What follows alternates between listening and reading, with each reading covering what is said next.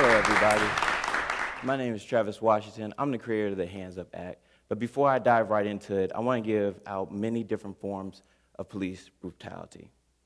One of the many different forms of police brutality is torture. See this man up here, John Burge, was a Chicago police officer for more than 25 years. He also my father's cousin.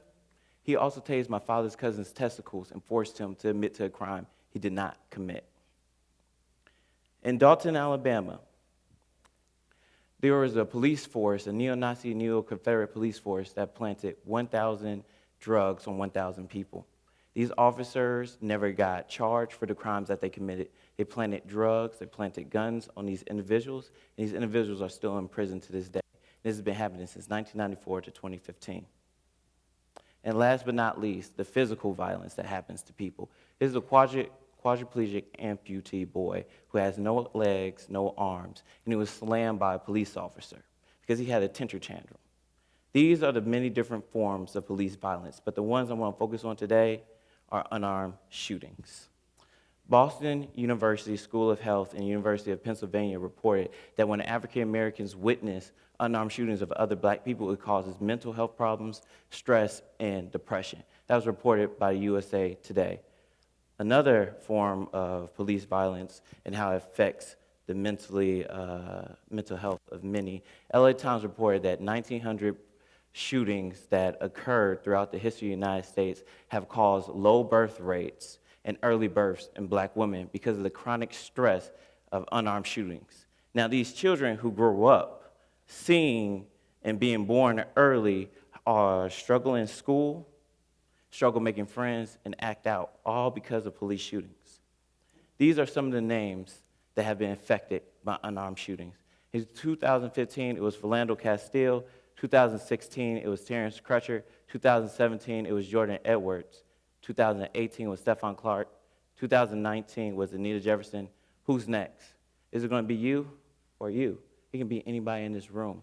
Because if I don't feel like your life has any meaning, I'll do whatever I want to you.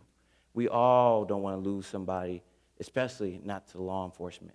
That's a horrific way of viewing our society. There's things that really frustrate me when I see it is that not only when these officers shoot somebody unarmed, they get hired back into the police force. Tamir Rice was shot within 2 seconds and he had a toy gun. And guess what happened to that police officer? He was hired back by a different police force. Terrence Crutcher, who had his hands on a window. The helicopter was looking, all of us were looking, the situation seemed stable, but she shot Terrence Crutcher unarmed, and not only that, she was hired back to the police force, and she has to take trauma classes, and she shot somebody unarmed. Last but not least, Stephon Clark. There was a huge bill that passed in California called AB 392 that's supposed to slow down police shootings, right? After they passed this historic bill, it was on the ACLU, it was covered by everybody. They hired these 2 police officers back on the force. It was like a smoke screen. We look here, and then they do something behind our backs. It's incredibly disappointing. One of the things that frustrates me the most is that Philip Bradford was the officer who shot Daniel Shaver unarmed. And not only did he shoot somebody unarmed, he was hired back by a different police force. He received a $31,000 yearly pension. Daniel Shaver, I'm about to pull this photo up now, was in a hotel room with his hands up begging for his life, and the officer shot him.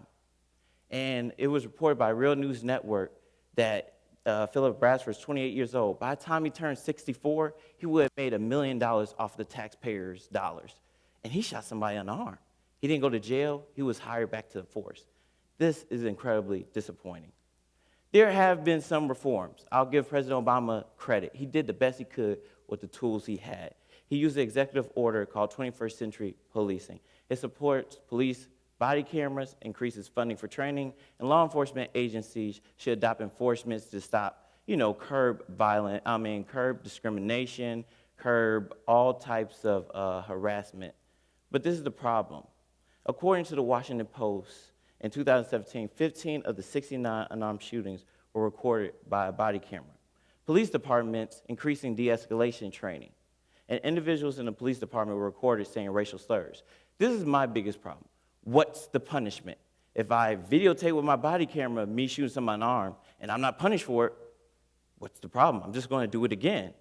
If you train me for 3 months, 6 months, a whole year, as soon as I get off the force, I'm going to do whatever I want. Antoine Rose, one of the mothers, Antoine Rose was shot 3 times in his back by a police officer on his first day on the job, fresh out of training. And the biggest problem with this is, what was the punishment? He was never sent to jail.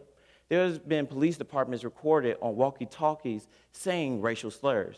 What's the punishment?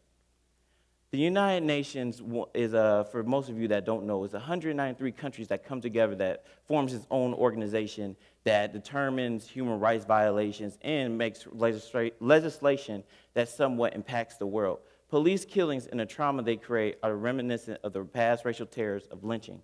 Pretty much, unarmed shootings are a new form of lynching in America. And just like lynchings back in the day with the Klan, they said, it's my duty to protect everybody. The Klan was a law enforcement agency. There's quotes that I live by. Lincoln did not free the slaves. The enslaved freed themselves. There were 250 recorded slave revolts in the United States of America. The Hands Up Act is number 251.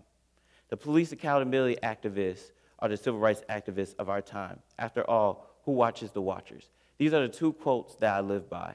1, the slave revolts. 2, by Jason Bassler, the owner of Policing the Police 3.0, told me to stick with that. So I came up with this idea called the Hands Up Act. It's a law that I created where if a police officer shoots somebody unarmed, it's a mandatory 15-year prison sentence. I had this idea for around 2 years. I thought I wanted to be a congressman and senator before I passed it, but Professor told me, Father Brown, why wait? I don't need that validation anymore. I needed this law. I don't care about that position. I want the law. I have had a lot of support, and I had a lot of people that were not so supportive. But at the end of the day, making sure this is law is the only thing that matters. There's a lot of contradictions that I get. I have people telling me, what if they come off as dangerous? What if they have a cell phone? I can't tell what a weapon is. Cliven Bundy had machine guns and snipers held at federal police officers. Not a single shot was fired. Robert Louis Deere Jr., also known as the Planned Parenthood shooter, shot 5 people, killing 3 and also shooting a police officer. Last but not least, Fred Hopkins shot 8 police officers, and 1 of them died. And you know what all 3 of them have in common? They all came home alive. Why can't unarmed people come home alive? But there's hope with my legislation. Southern Illinois University wrote a story about my Hands Up Act, and over 1 million people have viewed it. The College Democrats of America invited me out to give a speech in New Orleans, and I got to demonstrate what I know and all the things that I accomplished.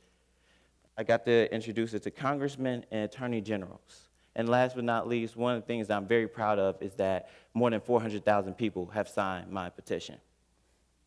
The Hands Up Act has made it to the New York Times. A U.S. Senator from a Judiciary Committee called me to discuss the Hands Up Act, and it says 5 different states' governors called me, but it's actually number 6. I received another call from a governor just 2 days ago. So it's making progress. One of the most defining moments for me is that I met the mother of Michael Brown and the mother of Tamir Rice.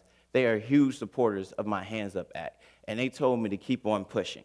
I'm not going to surrender. I'm not going to give up, because all my supporters who signed the petition and we bow down to nobody. We're going to stand up, rise up, and fight for our rights. My next goal is to reach 1 million signatures, get a hearing in front of the United Nations Human Rights Council, because I want the whole world to see what is happening in America.